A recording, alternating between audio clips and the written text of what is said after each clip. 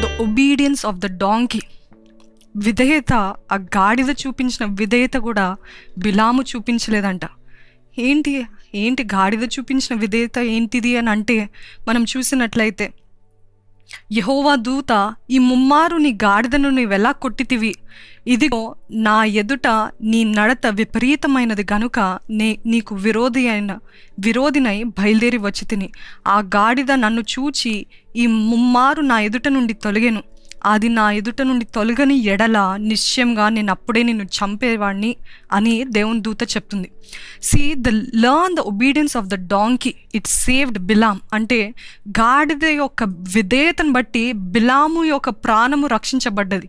అది నేను చెప్పట్లేదండి, వాక్యమే చెప్తుంది. ఇప్పుడు చదవాను కదా, ఆ గాడిద ఒకవేళ అలాగా తొలగని ఎడల నిశ్చయంగా నేను అప్పుడే నేను చంపేవాడిని అని దేవుని దూత బిలాముతో చెప్తున్నాడు.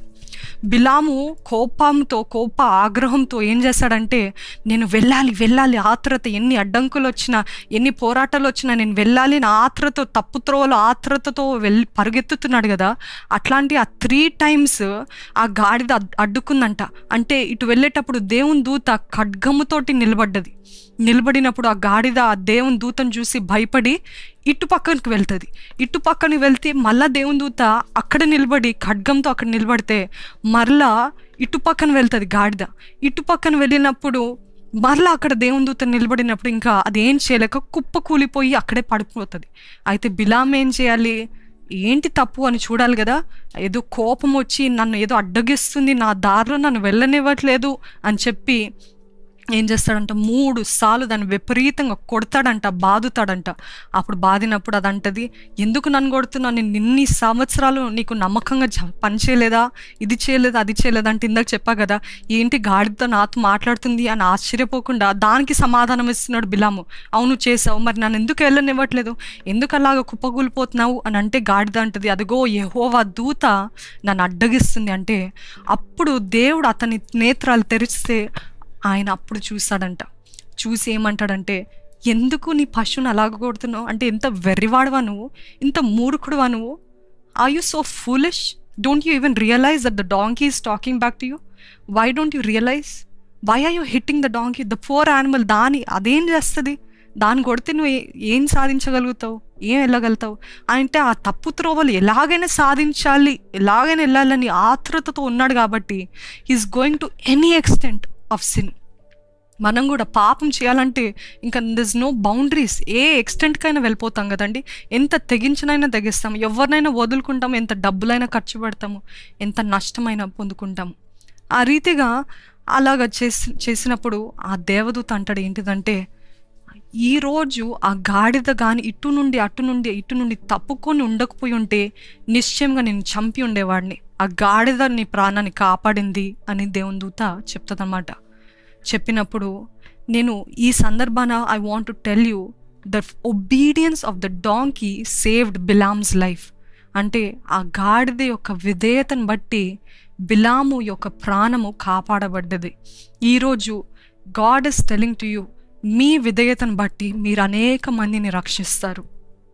నేనేంటి, how can I save people అని అనుకుంటున్నారేమో.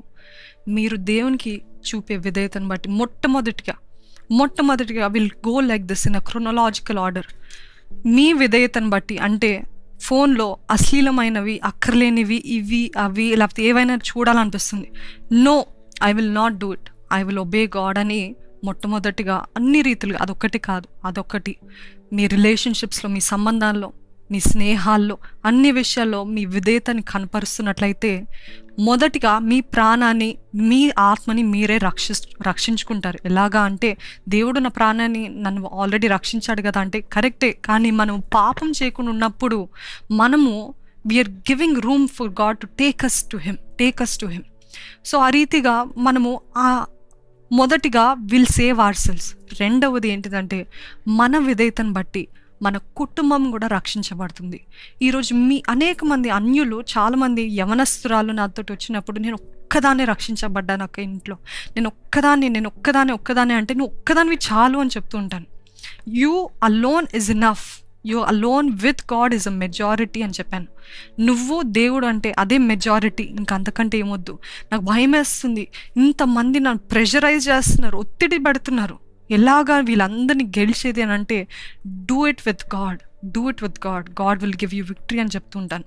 ఆ రీతిగా మొట్టమొదటిగా మీ వ్యక్తిగత జీవితంలో విధేయత చూపించండి. రెండవది, మీ విధేయత మీకు అలవాటు అయిన తర్వాత, దేవునికి విధేయత చూపించడం అలవాటు అయిన తర్వాత ఆటోమేటిక్గా మీ కుటుంబంలో కూడా అదే విధేయత కనపరుస్తారు. ఆ విధేయత కనపరిచినప్పుడు మన ఇంట్లో ఉన్న ఆ రెల్మ్స్ కూడా చేంజ్ అవుతుంది. సమాధానం, నెమ్మది, ప్రశాంతత. అంటే మనం ఏంటంటే దేవుని బట్టి నేను సమాధానంగా ఉంటాను, దేవుని బట్టి నేను ప్రేమిస్తా, దేవుని బట్టి నేను ఎదురు మాట్లాడాను, దేవుని బట్టి ఇంట్లో సమాధానాన్ని కాపాడుతానని, దేవుని బట్టి మీరు ఇంట్లో కుటుంబంలో నెమ్మదిగా ఉంటే మీ కుటుంబము మీ ప్రవర్తనను బట్టి వారు కూడా మార్చబడతారు. మెల్లమెల్లగా they will come closer to God. అయితే ఈ ఒక్క గాడిద యొక్క ఒబీడియన్స్ బట్టి, విధేయతను బట్టి ఎలాగైతే బిలాము ప్రాణం కాపాడబడ్డదో, మీ విధేయతను బట్టి మొట్టమొదటిగా మీ ప్రాణాన్ని రక్షించుకుంటారు. రెండవది, మీ కుటుంబంలో అనేక మందిని, మీ కుటుంబస్తుల్ని, లేకపోతే మీ కుటుంబంలో ఎంతమంది ఉన్నారో వారిని కూడా దేవుని వైపుకి ఆకర్షిస్తారు. మూడవది ఏంటిదంటే, మీ విధేయతను బట్టి అనేక మందికి ఆశీర్వాదకరంగా ఉంటారు. అనేక మంది నాకు చెప్తూ ఉంటారు, thank you for your obedience to Christ అని అంటూ ఉంటారు. ఏంటి, వాట్ ఈస్ దిస్ ఒబీడియన్స్ అంటే, ఆ రోజు కానీ నాకు ఇది దేవుడు వద్దు ఏమొద్దు అని నేను లోకంలో వెళ్ళిపోయి ఉంటే ఈరోజు ఇక్కడ నేను ఉండి మీకు చెప్పలేను కదండి. అదే రీతిగా ఈరోజు ఏ సేవకులైనా, ఏ సేవకురాండ్రైనా మీరు చూసినట్లయితే వారు దేవుని పిలుపుకి విధేయత చూపించకపోయి ఉంటే, లేకపోతే లోబడకపోయి ఉంటే ఈరోజు వారు మనకి ఆశీర్వాదకరంగా ఉంటారా అంటే గమనించండి. మొట్టమొదటిగా వారు వ్యక్తిగత జీవితంలో విధేయత చూపించారు కాబట్టి వారిని ఆశీర్వాదకరంగా చేశాడు దేవుడు అనేక మందికి. మీ విధేయతను బట్టి మీరు అనేక మందిని రక్షిస్తారు. Your obedience can save many people, can save many people. Your obedience can not only save your family, but you will be a blessing to generations. మీ ఒక్కరి విధేయతను బట్టి తరతరాల ఆశీర్వాదం. చెప్పాను కదండి మొదట్లో, మా అమ్మమ్మ ఒక్కలే, చుట్టానికి ఇంతే ఉంటారు, ఒక్కతే తన భర్త తను విడిచిపెట్టి వెళ్ళిపోయారు, తను ఎంతో కృంగుదలతో ఉంది. అటువంటి స్త్రీ తను షీ ఓన్లీ చాలా ఖచ్చితమైన అదేంటి ఖమ్మాజ్ అంటారు కదా, అటువంటి కులంలో పెరిగిన తను ఏం చేసిందంటే, ఎప్పుడైతే దేవుని తెలుసుకుందో అందరినీ కాదని, అందరినీ వదిలివేసి only one obedience from her side, ఒక్క విధేయత తను చూపించింది. ఈరోజు తనను బట్టి ఇంతమంది దేవుల్లో వచ్చాము. అలాగా అన్ని తరాలు, మా నుండి వచ్చే తరాలు కూడా అలాగా దేవుల్లో వర్ధిల్లుతాయి. ఒకవేళ తను ఆ రోజు విధేయత చూపించకుండా ఆ మనుషుల ఒత్తిడికి లోబడి, మనుషుల బాధలకి వాటికన్నీ కృంగిపోయి, సర్లే పర్లేదులే దీంట్లోనే ఉంటానని రాజీపడి ఉంటే ఈరోజు ఎంతమందికి ఆశ్చర్యకరంగా ఉండేదా?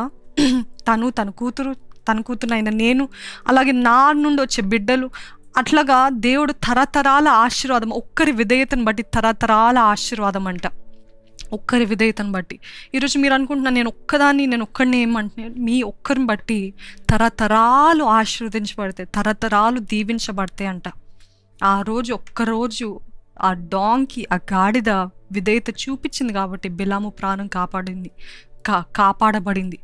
అదే రీతిగా మీ ఒక్కరి విధేయతను బట్టి తరతరాలు, కుటుంబము, మీ జీవితము ఆశీర్వదకరంగా మారుతుంది. ఇందాక చెప్పాను కదండి, మన ఒక్కరి పాపం ద్వారా ఇల్లంతా కూడా శాపంగా మారుతుంది, ఇల్లంతా కూడా తెగులు, ఇల్లంతా నష్టము, ఇల్లంతా కలహము, గొడవలతో ఉంటుంది. అదే మన ఒక్కరి విధేయతను బట్టి ఇల్లు, కుటుంబము, మన తరాలు, మన అన్నీ కూడా ఆశీర్వించబడతాయి అంట. Which one do you want to be? మనం చూసినట్లయితే క్రీస్తే మనకు పెద్ద ఉదాహరణ, the biggest example. His obedience brought salvation to the earth.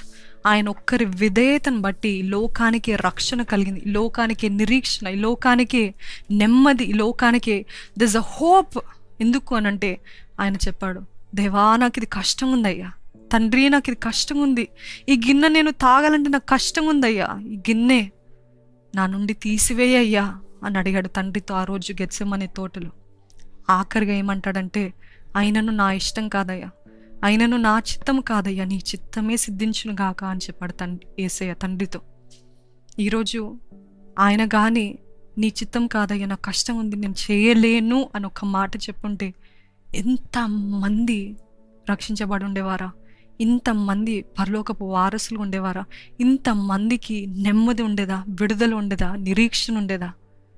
One man's obedience brought salvation to the earth. క్రీస్తు యొక్క ఒక్క విధేయతను బట్టి లోకానికి రక్షణ కలిగింది. ఆయన చెప్పాడు, it's hard, it's too hard, కష్టంగా ఉందయ్యా, తట్టుకోలేనయ్యా, చెమట రక్తంలాగా కారుతుంది, అంత ఒత్తిడి అని. ఆ రోజు అంటే ఎంత ఒత్తిడి గుండా యేసు ప్రభు వెళ్తున్నప్పుడు ఆయన అన్నాడు, it's too much Lord, it's too much as a man to bear the whole world sin, it's too much. కానీ నా చిత్తం కాదయ్యా, నీ చిత్తమే జరిగించయ్యా అని చెప్పాడు. ఈరోజు can you say the same thing? నా ఇష్టం కాదు, బిలాములాగా నా తప్పు త్రోవలు, నా ఆశలు, నా బంగారము, నా వెంటి, నా పేరు ప్రఖ్యాతలు, ఇతరులను చూసి వారి తప్పులు బట్టి నేను మెప్పులు పొందడం కాదయ్యా, నేను కాదయ్యా. I want you to go with me. I want your will to happen in my life.